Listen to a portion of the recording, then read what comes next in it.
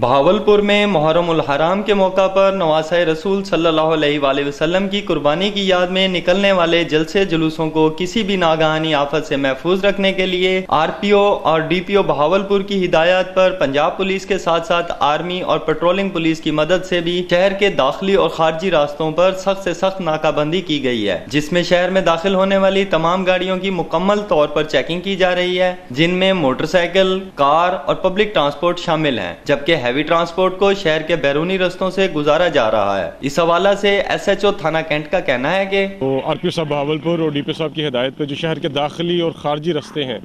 وہاں پہ joint checking start کی گئی ہے، شفٹس میں ڈیوٹی لگی ہوئی ہے۔ یہاں پہ پیٹرولنگ پولیس کے جوان آپ کے سامنے موجود ہیں، پاک آرمی کے جوان ہیں، کنسرننگ پولیس اسٹیشن کی نفری موجود ہے، پبلک ٹرانسپورٹ گاڑیاں، موٹر سائیکلز، بلیک پیپر والی گاڑیاں، سرکاری نمبر والی، بلو لائٹس والی گاڑیاں سختی سے چیکنگ کی جا رہی ہے، جس میں زیرو ٹالرنس ہے تاکہ محرم کے دوران کوئی ناخوشگوار واقعہ کسی بھی طرح کا رونما نہ ہو سکے۔